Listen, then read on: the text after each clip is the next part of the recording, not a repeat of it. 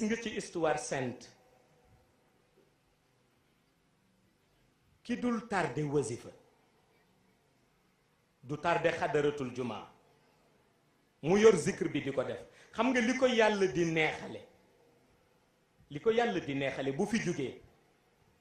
moment boobu ñuy gàddu nit ki génne ko ci jàkka ji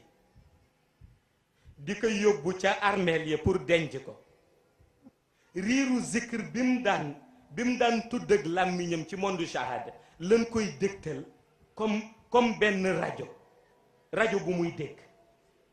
mu dégg na mu daan wasifa sa jàkk ji di dégg na mu daan tuddee laa ilaha illallah ca malaanu xadaratul jumaa te ñu ànd ak moom duñ ko dégg waaye bu déggul lool bàmmeel la ngi wax ak moom mi ngi ñu dugal ci jaat bi jëme ko ca bàmmeel ba bàmmeel di ko tëkku laata muy ñëw naan ka ana bayti waxsatin ana bayti wahdatin ana bayti zulmati fii nga jëm nga ni d'accord mu ni yaa ngi jóge ci sa étage nga ni waaw mu ni ah fii de néegu lëndëm la mbaa indaale nga làmp waroon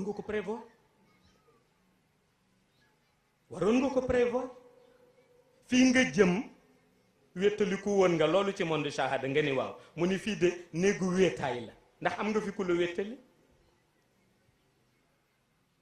amoon nga sécurité ci monde shahada boo taxawee garde yaa ngi la wër waaye fii de moom wéet na amul garde mbaa wéetaay bi du la tiital bàmmeel daf lay natt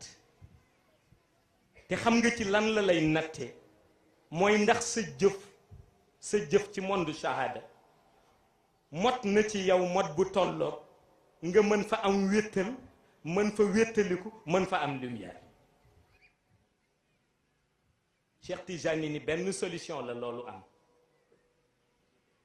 solution bi mooy yàlla dafa ni inna allaha wa malaikatahu yusalluna ala nabi ya ayyuha alladina amanu sallu alayhi wa sallimu taslima Cheikh Tijani ni soo bëggee wéttaliko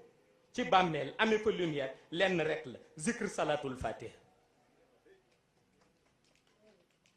balaa ñuy naw ñiy zikr salatul fatiha yowmal qiyam taxaw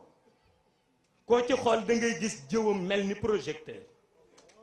ndax salatul fatiha lumière yi génn yépp ci sursam lañu balle nit a koy yore nag du ko xam lumière bu génn ci source salatul fatiha la balle ndax mooy seul salatu bi nit mën a utiliser julli ko ci yonent bi aras di yëngu te aras lu koy yëngal tuutiwul